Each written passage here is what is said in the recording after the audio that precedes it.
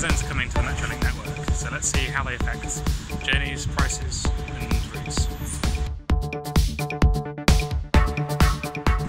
So the idea of fare zones is very similar to London and other major public transport networks.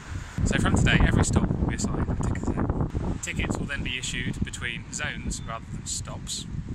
So in the past, maybe you would have had a MediaCity UK to Manchester Piccadilly ticket, but now you'll have a Zone 2 to a Zone 1 ticket.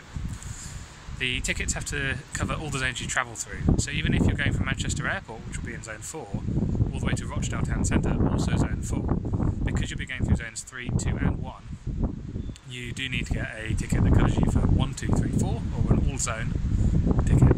So the ticket zones are numbered 1 through 4. 1 is the central-most zone. It's the same as the old city zone with the addition of Cornbrook. Zones 2, 3 and 4 are gradually getting towards the outskirts of the Greater Manchester area. So 4 has got destinations like Manchester Airport, Altrincham, Rochdale and Bury. 2 has got destinations such as Eccles. Along with making it simpler for Metrolink to maintain the ticket system, it also means it's a lot simpler to know exactly how much you're going to get charged. For the first time, Metrolink have published a table showing all the fares that are possible. In the past, you'd always have to put in the from and to stops into the Manchester Metrolink website, and then it can tell you the prices. Now, because of the ticket zones, you can figure out for yourself by looking on the zone map and then looking on the price list for, say, how many zones you're going through. Unlike some other city transit networks, the single fares don't matter which zone you're in if you're staying in the single zone.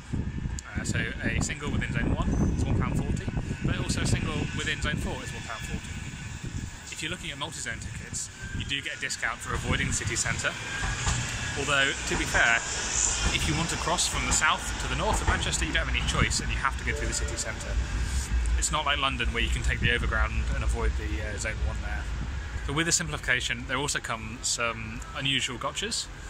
So not all stations are in just the one zone. So some stations, like Cornbrook, are in multiple zones. So here, Cornbrook's in zones 1 and 2. When a stop is in multiple zones, what it means is that you can use whichever zone makes the fare cheaper. So say you're coming from Zone 3 to Cornbrook, Cornbrook will be classed as Zone 2. So you'd only need a 2-zone ticket. Whereas if you're coming from the city, Cornbrook will be classed as Zone 1, so you only use a 1-zone ticket. It means £1.40 all the way from Piccadilly to Cornbrook. With it also being in Zone 2, it opens up opportunities on the Eccles to East Didsbury lines, so you can interchange here without it being classed as a city centre stop. In the past, travelling through Cornbrook would usually increase your ticket price quite a bit. So I'm here at Stretford, another stop that's in 2 zones. See here, it's in zones 2 and 3. The Metrolink staff have been very helpful. They've gone out and updated lots of the signage around the network. So now you can see exactly which zones a stop is in when you're on this platform with these little black stickers, 2 and 3 here. They haven't done all of them just yet. I have seen a few stops without them, but I'm sure it won't take them long until they get everywhere. Another change to the ticketing is that it's no longer possible to buy return tickets.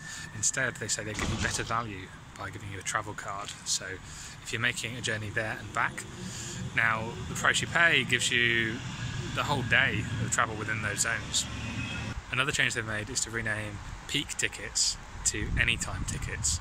So this is supposed to refer to the fact that a peak ticket can be used during off-peak periods as well.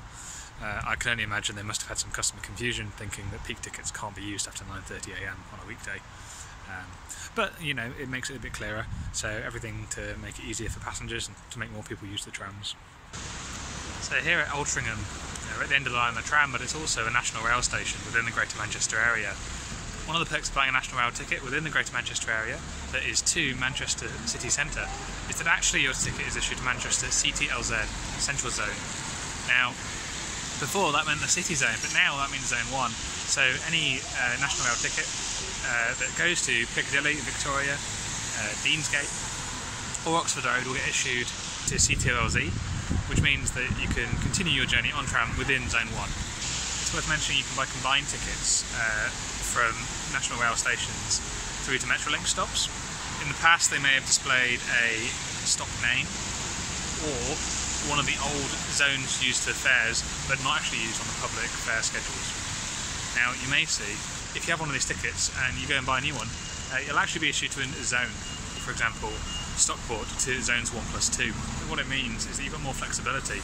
So maybe you want to get off a stop earlier, stop later. As long as it's in the same zone, you've got much more flexibility.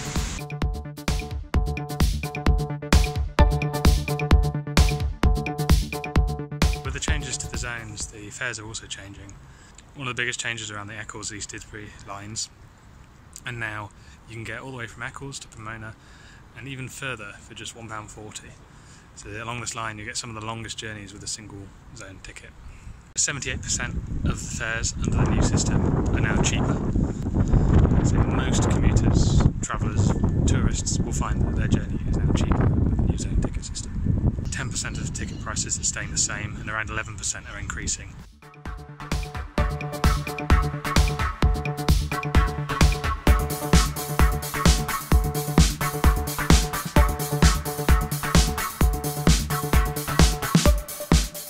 I've mentioned Cornbrook and Stratford as examples of stations on two zones, and St Werburgh's Road is also one of these.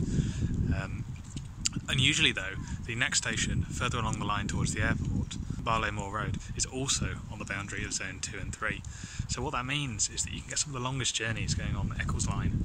So if you were to go from Eccles all the way to Barley Moor Road, that's a single zone ticket, £1.40, and the journey takes over an hour.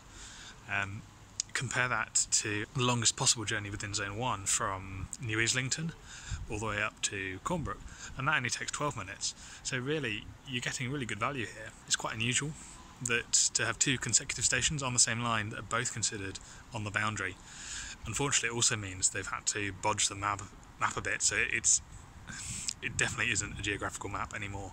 It previously used to be a bit closer to realistic. But for clarity they've had to move some things around.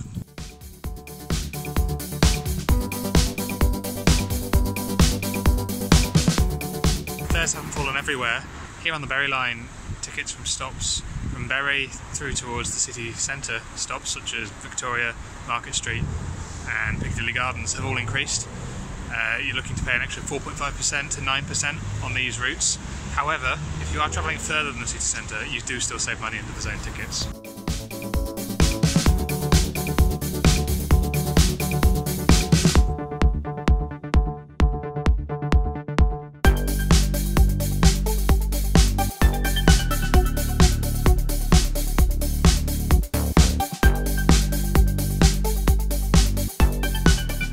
So here in what's now Zone 1 and used to be in the city zone, the fares have increased from £1.20 to £1.40, 16% increase.